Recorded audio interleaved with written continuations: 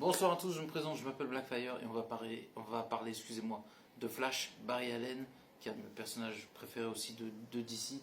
Et je donne 10 raisons pourquoi on aime Barry Allen Flash. Il y en a plus, parce qu'il y a plusieurs Flash d'ailleurs. Donc premier point, qu'est-ce qu'on aime chez Barry Allen? Enfin Flash, pour le coup. Je pense que c'est le personnage de Barry Allen tout court, sans qu'il ait ses pouvoirs. Le gars c'est un peu le Peter Parker de DC en fait. Il est excellent, il a une histoire tragique aussi. C'est ce qui fait qu'on s'attache à lui.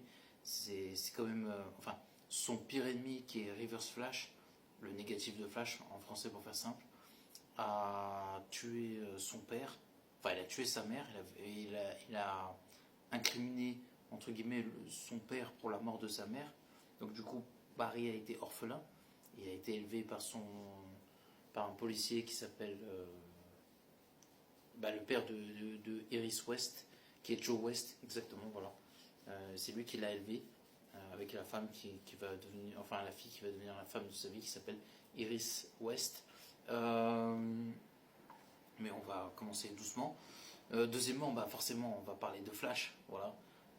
L'homme le plus rapide du monde, Fastest Man Alive. Il a été frappé par la foudre et est devenu l'homme le plus rapide du monde. Il est tellement rapide, Barry, je sais même pas à quel point il l'est. C'est-à-dire qu'il va au moins à la vitesse de la lumière. Voilà. Il est capable en fait de tout faire en fait. Lui qui est capable d'atteindre la vitesse de la lumière, pour remonter le temps, il peut, il peut pratiquement tout faire. Sa vitesse ne souffre d'aucune limite et c'est ce qui fait que le personnage est hyper intéressant en fait. Parce que dit comme ça fait pas si fort que ça, mais en vrai c'est très fort. C'est très très fort parce que si tu peux aller à la vitesse de la lumière, tu peux pratiquement tout faire. Sur le plan physique, je parle de chimie, je parle pas de physique humaine. Si tu atteins la vitesse de la lumière, tu peux pratiquement tout faire. Après, c'est juste que c'est compliqué parce que c'est pas possible. Et si tu à la vitesse de lumière, ton corps il supporterait pas. Mais l'idée est intéressante dans le personnage de Flash qui défie les lois du temps et de la physique et de la gravité. Et on en parlera ça aussi un peu après. Donc voilà pour le personnage de Flash. Troisième point, la faiblesse de Barry Allen, bien évidemment, qui n'est autre que la gravité. À une gravité zéro, en fait, il ne peut plus rien faire, il ne peut plus courir. Donc c'est la faiblesse de Barry Allen, un peu comme la kryptonite de Superman. Quand il y a la gravité, Flash, ça lui pose problème. Et voilà, c'était le troisième point que je voulais aborder. Pas forcément hyper utile, mais c'était pertinent de le savoir. Qu'est-ce que je peux vous dire aussi sur Barry Allen? Dans les séries animées, il est super bien fait. Alors, il n'a pas de série proprement parlée animée, mais il y a un crossover dans la série Batman animée qui est bien fait, celle des années 2005-2010. Il est dans la série animée Justice League, où il fait partie des membres de la Justice League. Donc il est super bien fait aussi dedans. Et dans les films d'animation aussi qui sont portés sur son propre personnage ou dans des crossovers, Flash est souvent bien fait. Forcément, si on parle de Flash, on va parler de la série. On va plutôt parler au début de la série des années 90. Même s'il y a une sorte c'est compliqué à dire, mais il y aura un crossover entre la série des années 90 et celle de 2014 qui est hyper intéressante. C'est trop compliqué à expliquer, mais on va dire qu'il y a des formes de timeline parallèles. Et on va dire que les deux séries se passent dans une timeline parallèle, au même titre que la série se passe dans les années 90 et 2014. Donc c'est assez intéressant. On va parler de celle des années 90, où pareil, c'est Barry ou Bart Allen, et qui est frappé par la foudre, et avec de l'eau lourde, et du coup il est rapide. Et en fait, il va être aidé par le docteur Lisa Mackey, qu'on retrouve aussi dans la série un peu plus tard, paradoxalement pour le même rôle, dans une sorte de réalité alternative, on se comprend. Et voilà, il y a des références entre les deux séries. Et la première série était vraiment pas mal du tout. Elle a souffert, je pense, d'un manque d'audience, mais en fait, parce qu'il y avait une concurrence vive. Parce qu'en fait, au début, ça cartonnait de fou. Mais le problème, c'est que vu que la concurrence en face était très costaud, la série, en fait, l'audience a fini par s'éroder. Et c'est dommage parce que la première saison était vraiment de bonne qualité pour l'époque. Et c'était une bonne série. Donc voilà pour la série des années 90. On était au 5e classement. On va parler maintenant de la série 2014 en en sixième classe, et la série très connue avec Grant Gustin qui regroupe les 9 saisons de Flash avec voilà, il y a trop de choses à dire sur cette série qui est une bonne série de Flash, qui est une référence pour le personnage, pour le casting, pour tout le monde en fait, pour les fans et tout ça. Et avant, on n'avait pratiquement rien sur Flash. Là, on peut quand même parler qu'on appelle ça, je trouve pas le terme, du film, enfin non, de la série, qui est une référence parce que en fait, dans DC, il n'y avait que Smallville qui avait fait 10 saisons. Et la série qui a fait le plus de saisons avec Smallville, c'est Flash, qui en a fait 9, Arrow 8. Et du coup, c'est ce qui en fait quelque chose de hyper intéressant. Voilà, parce que c'est mes deux personnages préférés, Superman et Flash chez DC. Donc du coup, je suis assez content que Barry a eu, je sais pas comment on appelle ça, a eu son moment de gloire sur ces 9 dernières saisons, même si bien évidemment la série est assez inégale. Qu'est-ce qu'on peut dire d'autre sur Flash? On va parler en 7, on va parler des crossovers qu'il a.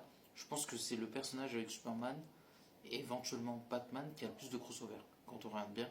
Parce que quand tu regardes la série Flash, il rencontre Green Arrow, Hookman, Hookgirl, Superman, Supergirl.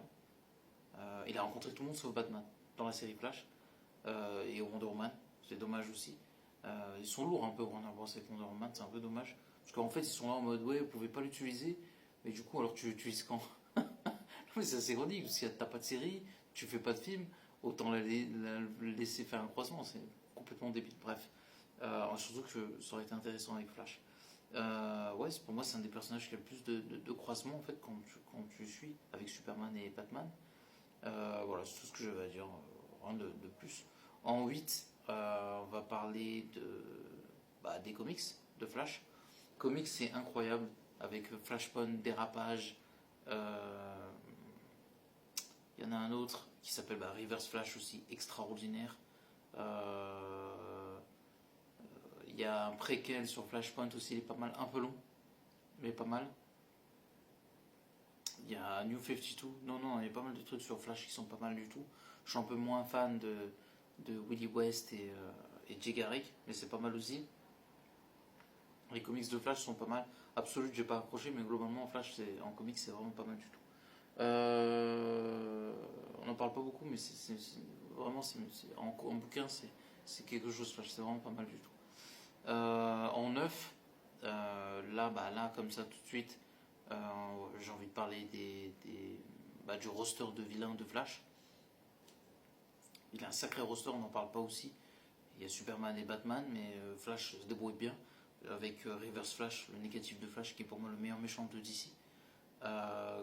Zoom, Grodd, Captain Cold, Trickster, comment il s'appelle là? Il est énorme ce méchant en plus. Red. Oh non, j'ai pas le droit de. En plus, c'est le pire méchant de Flash. Bon, c'est pas grave, ça va revenir. Cobalt Blue. Il a un nom, c'est facile, c'est Red quelque chose en plus. Red Death, voilà, Red Death, qui est un mélange de Flash et de Batman, quand même fusionné, c'est énorme. Mais c'est un lien en plus avec Batman. Et c'est énorme méchant. Comme il s'appelle, Goldspeed. Non, il y en a plein. Le flûtiste. Pas mal, le nom est bizarre, mais c'est peut-être pas exactement ce nom, mais c'est à peu près ça. Et Abracadabra aussi, il est pas mal. Savitar, non, il y a beaucoup de méchants de fous. Et Lascar aussi, c'est une sorte de Sinister Six, mais pour Flash. Et non, il y a pas mal de trucs très cool sur le personnage et pour les méchants aussi. En 10, terminé sur quoi? Bon, on va parler des jeux de justice. Et je trouve que Flash, dans le premier jeu, il est incroyable. Mais alors, dans le deuxième, c'est un de mes personnages préférés.